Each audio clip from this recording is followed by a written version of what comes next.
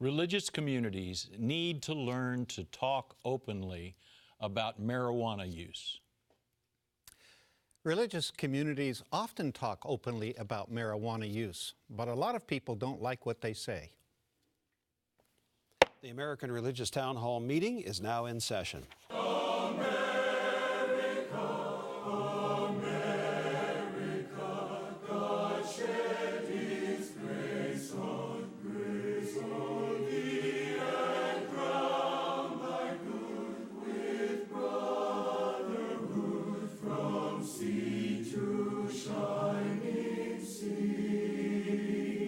Welcome, friends, to the American Religious Town Hall meeting, where the discussion of religious, political, and social issues is meant to promote the cause of religious freedom and to help us better understand each other. And now, here's your host and moderator, Pastor Jerry Lutz.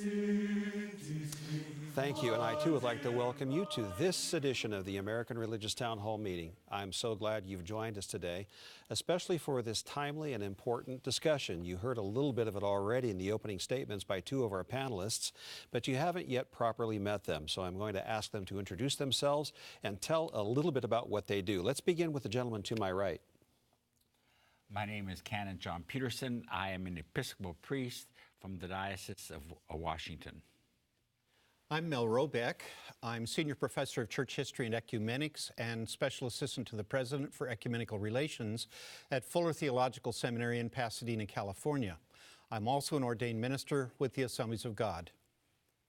Hi, I'm Carl Trovall, Dean of the College of Arts and Sciences at Concordia University in Austin, Texas, a university affiliated with the Lutheran Church Missouri Synod. I'm Andrea Luxton. I'm the president of Andrews University in Berrien Springs, Michigan, which is affiliated with the Seventh-day Adventist Church. And I'm Tom Plumley. I'm a minister in the Christian Church Disciples of Christ. I serve as the senior minister in downtown Fort Worth, Texas. Thank you each one for being here today. I'm sure you will agree we have an impressive group of people at this table here today and looking forward to this discussion. So let's get right to it, shall we? In early 2018, Adam Hurlson published an article in The Christian Century asking if the church could ever get around to talking about the use of marijuana. He cited a 2016 Gallup poll which found that 1 in 8 people in the United States regularly smokes marijuana. What's more, the poll found that 10% of people who consider themselves churchgoers admit to smoking pot regularly. Between a third and a half of all members in the many denominations are 65 or older, and it is in this age group that marijuana use seems to be growing most rapidly. More and more state legislatures have legalized marijuana, some solely for medicinal purposes, others even for recreational purposes. Legalization in the states has caused confusion in law enforcement since use is still a federal crime.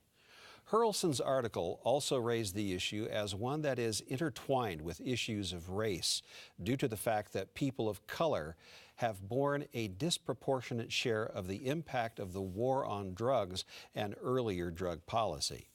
Yet churches, especially white churches, seem able to go no further into the discussion of marijuana than to call it taboo. Faithfulness, at least when it comes to marijuana, is reduced to nothing more than following the rules. However, with the rules or the laws changing, what do churches and other faith communities have to say about all of this? What will religion have to say when the war on drugs, at least in the case of marijuana, seems as quaint and as futile as the prohibition in earlier days? I'd like for our panelists to consider at least these 3 questions. First of all, is there a theological or ethical framework out of which faith communities can teach about marijuana use? Another question. Given that much of anti-cannabis teaching and social policy has been shown to be based on bad science, on what can faith communities base continued opposition to marijuana? And then finally, do religious prohibitions against marijuana use simply fall into the category of what many see as religion's knee-jerk bias against anything that produces pleasure? Well, that is our subject for today. We're going to go back to those who helped to start the program by making opening remarks. And for that, we go back to Reverend Plumley first, and then we'll come over to Dr. Robeck. Reverend Plumley, some more on what you said to start the program. Thank you, sir. I'm not sure where I come down on this one in terms of being for it or against it, but it's something that I think our faith communities need to be in conversation about. And we need to be in conversation about it because our folks are asking themselves about it. And they don't have guidance. They don't, they don't know where to go. They don't know who to talk to, who they can talk to about it. For me personally, the question you asked there at the beginning, Mr. Moderator, about developing an ethical framework out of which the churches could teach about this. I'm not sure where we do that. For me personally, any form of intentional incapacitation, unless it's for some medical reason, is antithetical to the commands of God to enjoy the creation that we're in and to be ready to answer God's call and not to be, passed out somewhere.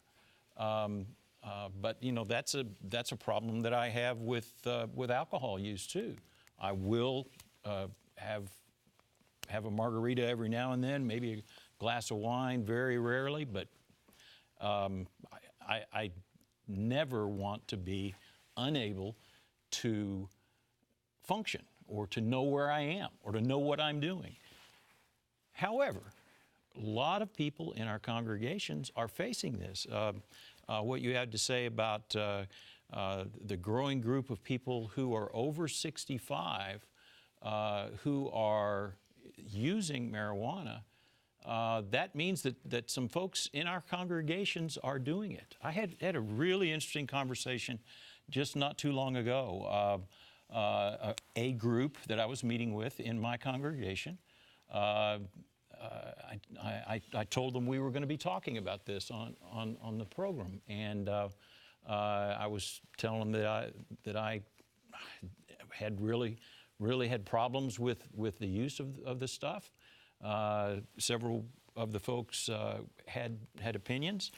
One sat very quietly and then finally spoke up and told of disease and a real severe pain that he had withstood for a long time, and he had to say, "I've got to admit, I thought about it." He said, "I didn't do it, but I thought about it," and it just underlined for me the fact that we needed to provide a place where we can talk about it, and we don't. It's just a taboo subject. All right, thank you very much. And now, Dr. Robeck, you also started the program with a statement. Tell us more of your thoughts, please. Yeah, Tom, I really liked your phrase, intentional incapacitation. I mean, I really think that says a lot. Recently, I had to get my driver's license renewed, came that time. And one of the questions on the exam was, which of the following drugs affect the ability to handle a vehicle? And it had things like cocaine and meth and aspirin and all drugs. And I thought about that for a minute, and I thought, it must be all drugs. And I put it down, and lo and behold, that was the correct answer. All drugs have some kind of a capacity to incapacitate us in one way or another. Now, they may be useful. They are useful. Many of them are.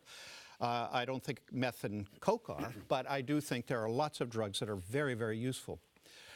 My problem with marijuana in particular, and I would agree with you, like alcohol, it's what you might call a psychotropic or a psychoactive drug. It does change behavior, it does change consciousness, it does change perceptions or alter perceptions, and all we have really to look at is some of this, I'll call it, the true scientific kind of literature, especially that's coming out of Colorado now. They've had a number of years in which it's been a legal kind of thing, not only for purposes of health care, but also medical purposes, but also for recreation.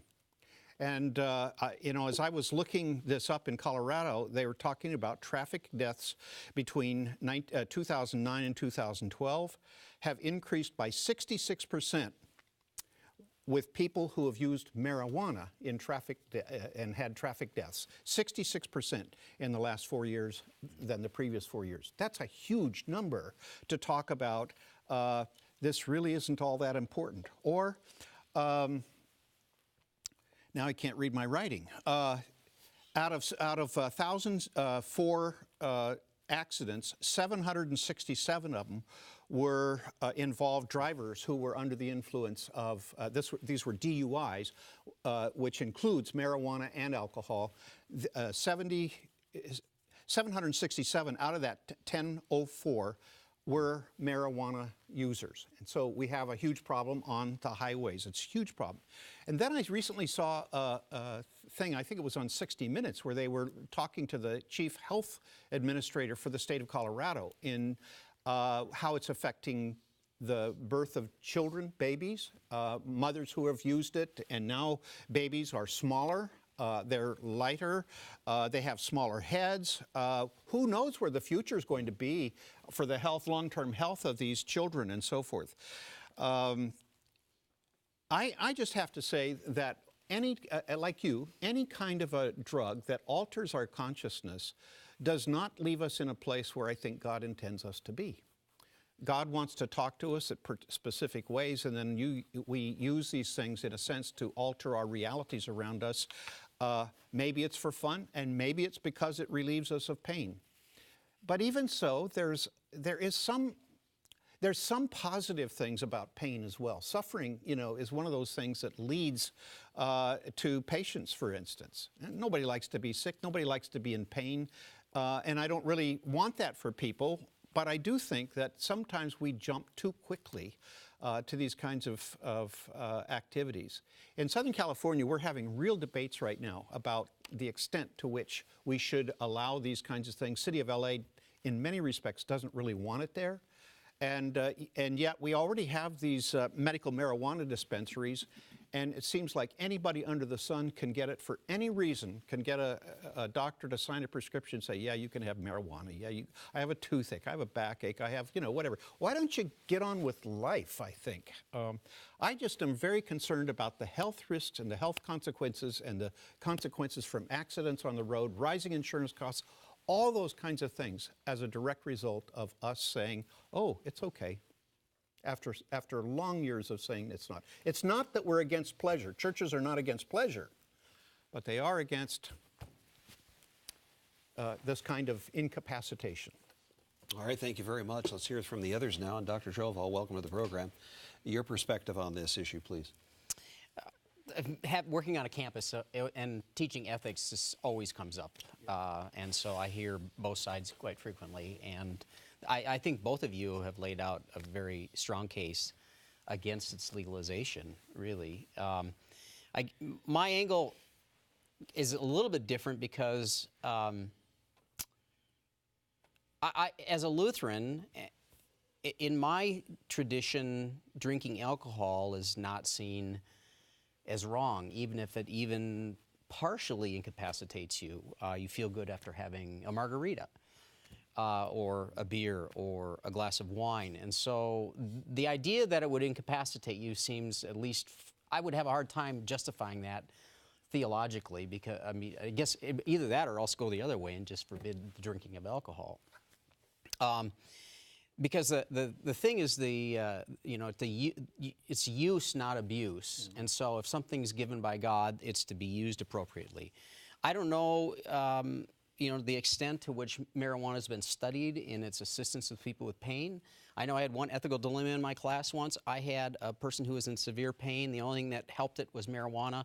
And a student came to me and said, is it okay for me to buy marijuana illegally to help my father who's dying, or this friend who's dying? And I thought, wow, that's quite a dilemma you have there. Thomas Aquinas said, you shouldn't have laws that people regularly break, because all you do is you undermine the rule of law. Yep. And so I'm like you, I'm torn, because on the one hand, I think legalizing it it stops. It stops at least the drug traffic on and unnecessary deaths of illegal trafficking. It has that social good. People are going to do it anyway. You might as well bring it out in the open so we know who's doing it and how much they're buying. There's all these other things that exist that I think that we need to consider too. So I mean, I'm honestly I struggle with it. I don't know. All right, thank you very much. And let's come across over to Dr. Luxton. Welcome to the program. Your perspectives, please. Well, from the Seventh-day Adventist Church position, I mean, we very much hold to the concept of the body being the temple of the Holy Ghost, and therefore we're teetotalers. We don't agree with tobacco, so it's very easy to say we don't agree with marijuana. I mean, it's part of that whole sense of what do we do with our bodies, and so it's not just incapacitation; it's just the whole sense of what is good for you and how. Coming back to the enjoyment, it's not to stop enjoyment, it's actually to encourage you to have enjoyment for a longer life, for longer into life.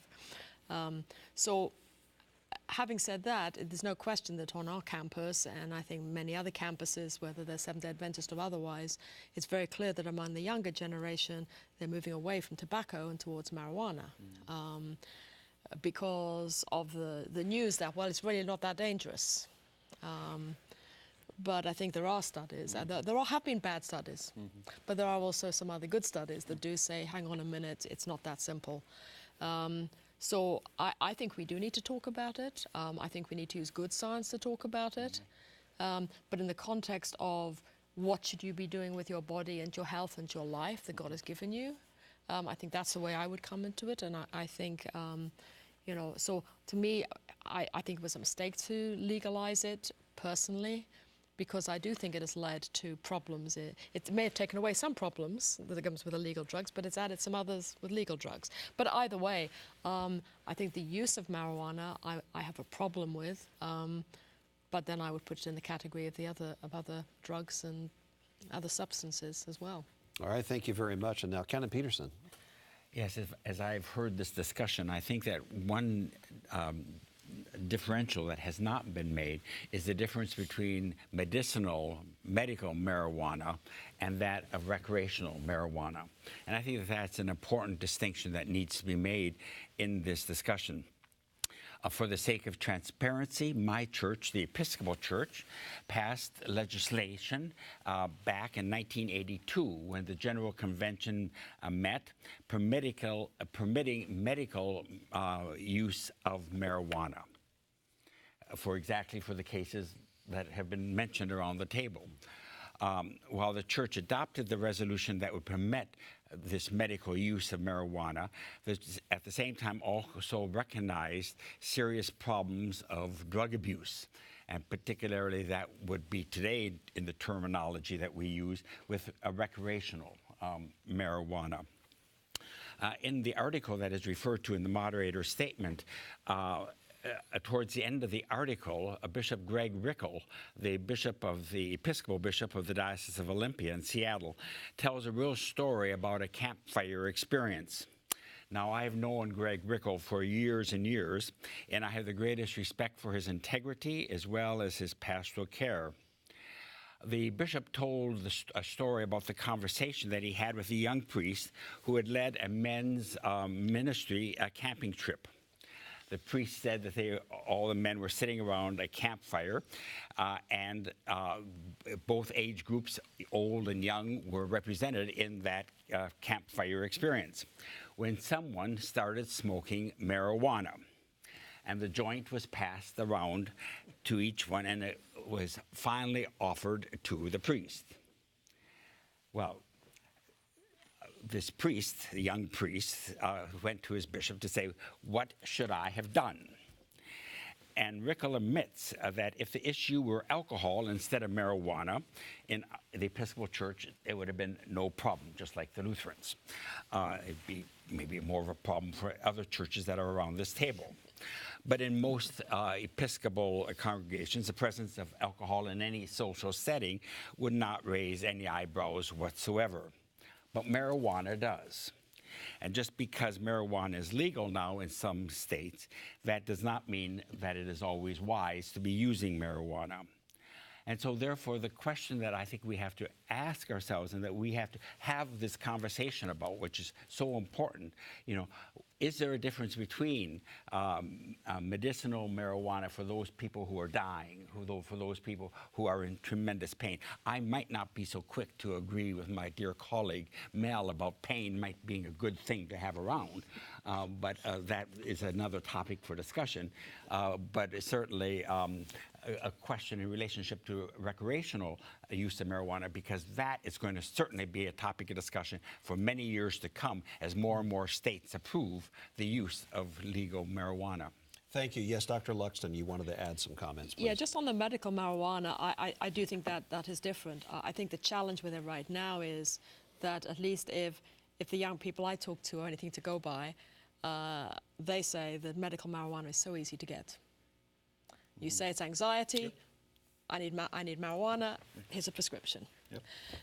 And so that to me it becomes problematic. Yeah, so I think what you're talking about in those genuine cases where it really is just something else like a drug we would normally have, I think that is a very different situation, but I think it has become a bit normalized. One of the real interesting things About is 15 that... seconds. Sure. One of the real interesting things, I think, is that they're finding that the use of marijuana is helpful to get people off of opioids. Yes. So this opioid crisis that we have, all these people dying from overuse of those drugs, maybe this is a partial answer to that question. Thank you. Thank you. That's all the time we have for this segment. Much more to be said and could be said, but we're going to save that for the summations in a few moments. For now, I'd like for you to stand by, listen to this important announcement. We'll be back in just a few moments. Thank you, Pastor Lutz. We hope you are enjoying today's program. If you would like to learn more about the American Religious Town Hall, please visit our website at americanreligious.org. That's americanreligious.org. There you can read about the mission and history of the program, learn about the Town Hall estates, and view past programs by clicking the appropriate menu buttons. Each week, Pastor Lutz looks forward to receiving your letters. You may write to him at the address shown on your screen. Send your letters to Pastor Jerry Lutz, American Religious Town Hall Meeting, P.O. Box 180118, Dallas, Texas 75218. That's Pastor Jerry Lutz, American Religious Town Hall Meeting, P.O. Box 180118, Dallas, Texas 75218. Thank you for writing, and thank you for watching. And now, back to you, Pastor Lutz, and today's closing statements. Thank you, Mark. What Mark said about going to the website, there are some interesting things there, some archive programs. You can learn more about Town Hall Estates, and that's the place where you can find an email link that you can send us your feedback and comments. If you have comments about today's program or any of the other programs, please let us know or send us a line through the regular mail. We love to hear from you and hear all about what you'd like to hear discussed on this program. Now we're going to go to the panelist summary statements, and for that we begin with Canon Peterson. One of the things that is so important for our consideration today, particularly that more and more states are legalizing marijuana for recreational use and just not medicinal use, is what is going to happen when it is so easy to get prescriptions to buy marijuana easily and just about freely. And so I think that this is certainly going to be an issue that we have to talk about, and one that's going to become more and more of an issue. The important thing here is to keep the conversation open. And thank goodness that today on this program, we have started that conversation. And thank you. And next to you is Dr. Trovall. Your summation, please. The one thing that I failed to mention, I grew up in our Lutheran understanding of the commandments, to disobey the government is tantamount to disobeying parents and God. And I think that when something is illegal, it behooves a Christian to make, there's such a thing as civil disobedience against something that's unjust. But I think that that's another